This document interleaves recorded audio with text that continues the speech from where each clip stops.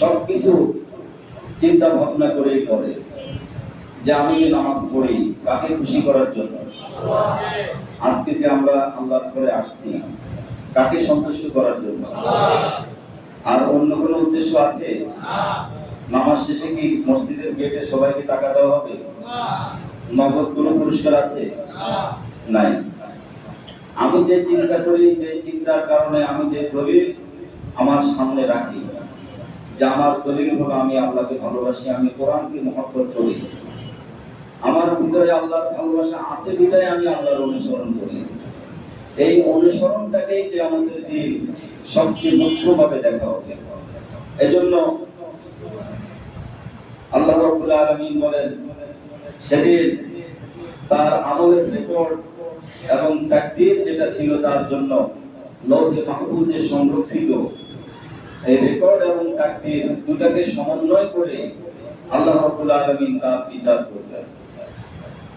3 নম্বর ব্যাখ্যা হলো, দুনিয়াতে মানুষ যেই নেতার অনুসরণ করে, যাকে ফলো করে, যার বক্তৃতাকে অনুসরণ করে, যার পোশাকটাকে অনুসরণ করে, যার কাজগুলো তার কাছে ভালো লাগে, সবার কাছে তার প্রশংসা করে এবং নিজেও তাকে লালন করে, তাকে ধারণ করে, তার কথাটাই তার সব সময় হৃদয়ে জাগ্রত হয়। শয়নে স্বপনে, জাগ্রত অবস্থায়, ঘুমন্ত অবস্থায়, ঘুমের মধ্যে অনেক সময় দুনিয়াতে যে যার অনুসরণ করে তাকে স্বপ্নে দেখে, ঠিক কিনা বলেন? অনেক সময় দুনিয়াতে আপনি যার সাথে বেশি চলেন স্বপ্নেও অনেক সময় তাকে দেখি আমরা। এই যে অনেকের বাবা নাই, মা নাই, অনেকের অনেক আপনজন আমরা হারিয়েছি। যখন হারালাম তখন বারবার শুধু বাবার কথা মনে উঠতো, ঠিক কিনা বলে?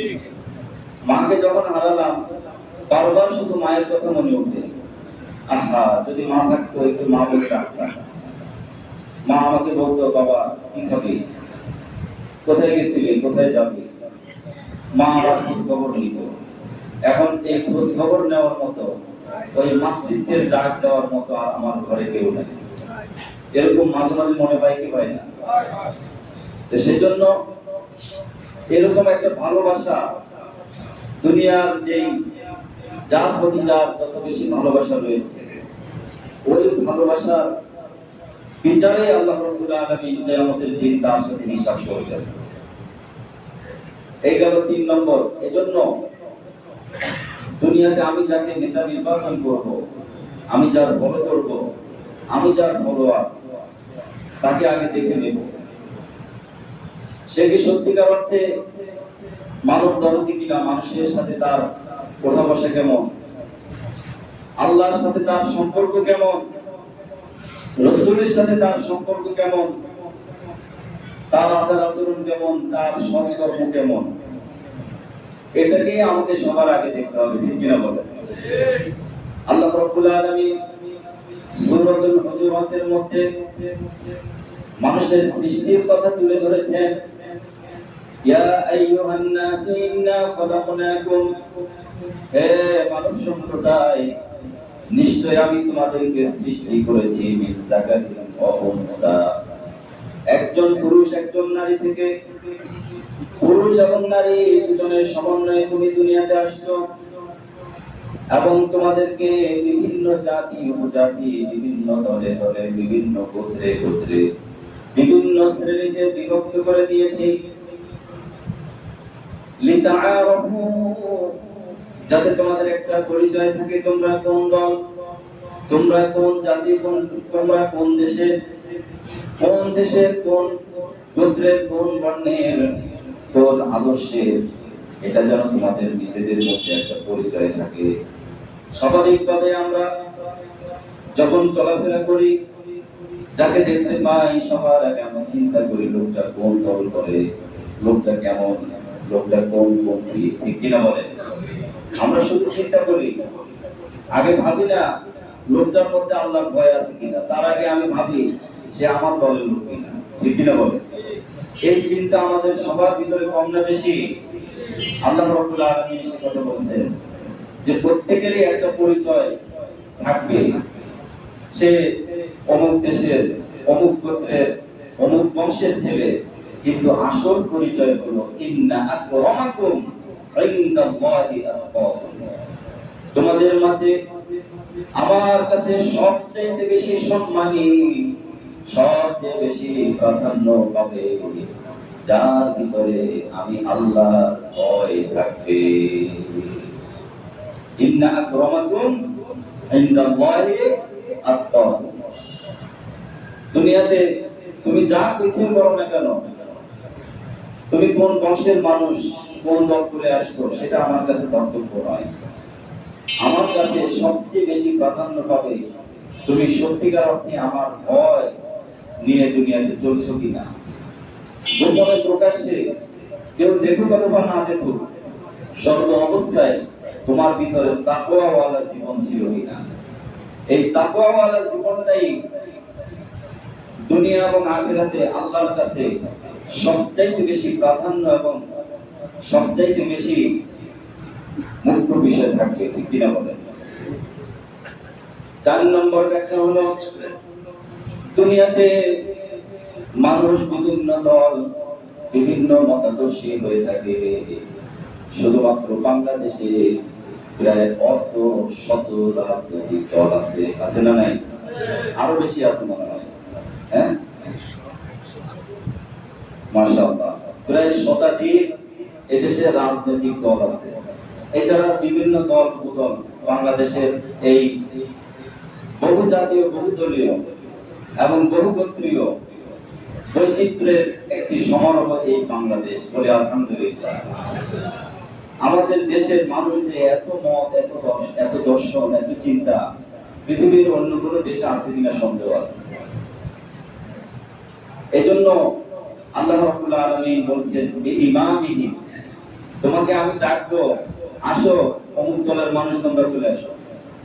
সবার আগে তোমার নেতাকে ডাকবো, আসো তোমরা আসো, অমুক দলের তোমরা আসো। এভাবে আল্লাহ তাআলা একজন একজন করে, একদল একদল করে ডাকবেন। তাহলে এবার আমরা ভাবি, আমরা কোন দলে আছি? আমরা কার দলে আছি?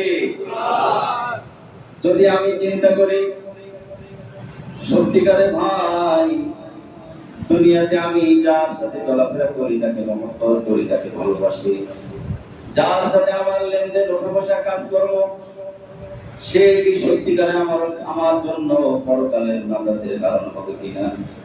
পরকালে সে আমার কোনো উপকার করতে পারবে কিনা? আমার কোনো কাজে আসবে কিনা? যদি সেই চিন্তা আমার ভিতরে না থাকে, তাহলে আমি কেন শুধু শুধু তার সাথে সময় নষ্ট করি? আমি যদি একজন সচেতন মানুষ হই, আমি যদি একজন বুদ্ধিমান মানুষ হই, আমি যদি একজন চেতনা সম্পন্ন মানুষ হই, আমি যদি সব কিছু বুঝতে পারি, এটা কেন বুঝি না, সেটা আমার বুঝে আসে না, ঠিক কিনা বলে। এটা কেন আমরা বুঝি না যে আল্লাহ রাব্বুল আলামিন সেদিন হযরত ওমর রাদিয়াল্লাহু তাআলা আনহু ঘটনা আমরা সবাই জানি, যে তিনি প্রথমে বলেছিলেন যে আমি কিন্তু আপনাকে ভালোবাসি, তবে আমি আমার জীবনকে সবার আগে ভালোবাসি, আমি আপনাকে মহব্বত করি, সত্য কথাই তিনি বলে দিলেন। রাসূল বললেন যে আল্লাহর কসম দিয়ে বলি, আল্লাহর কসম রাসূলের দরকার ছিল, যদি কসম না দিলেও তো কথা গুরুত্বপূর্ণ।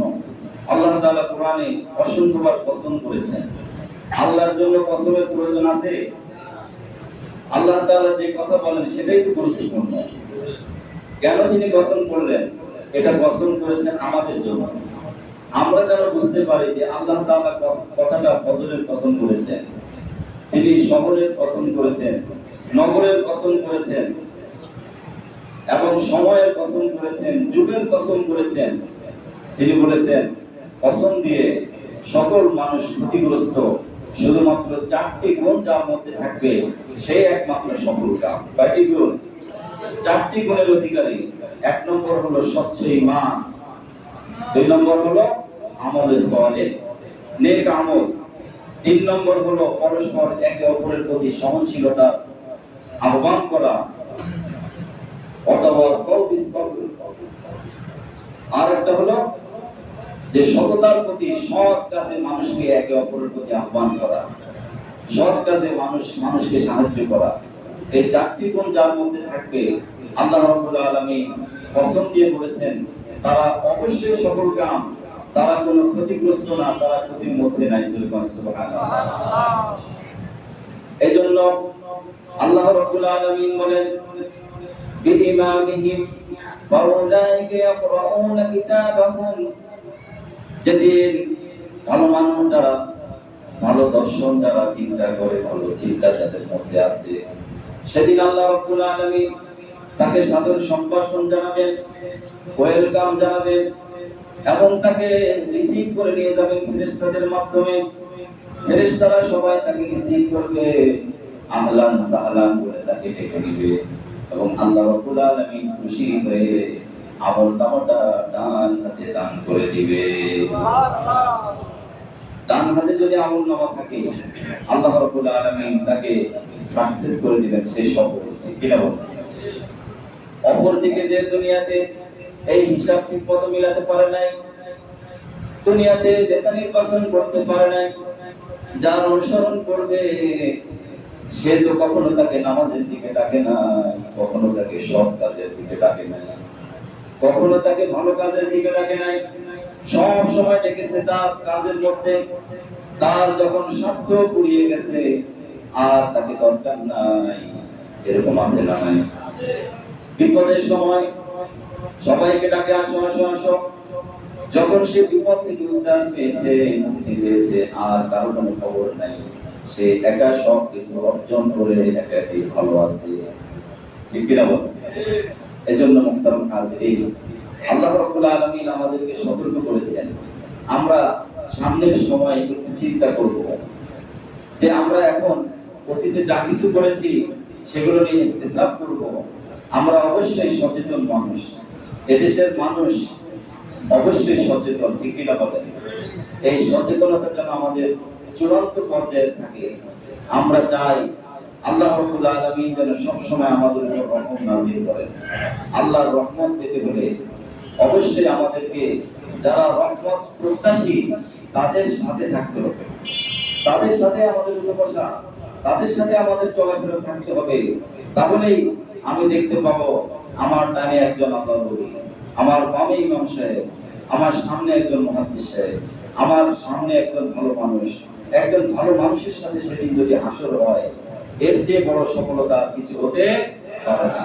মাইনে মুমিন সুয়ে মুমিন মিশাওয়ার, মাইনে কাফির সুয়ে কাফির মিশাওয়ার। কবি চমৎকার করে বলেছেন, পৃথিবীতে যার যার মহব্বত কিয়ামত তার সাথেই হবে। এজন্য আজকের আলোচনার বিষয় হলো যে আমরা আদর্শ যে হবে সেই আদর্শ ব্যক্তিত্বের অনুসরণ করে দুনিয়াতে চলবে ইনশাআল্লাহ। আর আদর্শের মানদণ্ড বলে দিয়েছেন কে? নিজে কথায় না কাজে তাকে প্রমাণ করতে হবে সে একজন আদর্শ মানুষ, সে একজন মুত্তাকি, সে একজন পরহেজগার, তার ভিতরে কোনো লোভ নেই, সকল প্রকারের সমালোচনার ঊর্ধ্বে এমন ভালো মানুষকে আমরা অনুসরণ করব। দুনিয়াতে এই অনুসরণটাই সীমাবদ্ধ থাকবে না, এটার পরিধি দুনিয়াতে শুরু, আখিরাত পর্যন্ত বিস্তৃতি লাভ করবে। সেখানে গিয়ে আল্লাহ রাব্বুল আলামিন আমাকে নির্ণয় করবেন দুনিয়াতে তার সাথে ওঠাবসা হয়েছে। অতএব সেই ব্যক্তিটি আল্লাহ রাব্বুল আলামিন যদি ভালো হয় তাকে পারমিশন দিবেন, সে সুপারিশ করে আমার আপনার জন্য জান্নাতের ব্যবস্থা করে দিতে পারবে। পারে কি পারে না? এজন্য মুহতারাম হাজিরিন, আল্লাহ তাআলা যেন আমাদের সবাইকে বোঝার এবং মানার তৌফিক দান করে দেন। সবাই বলি আমিন।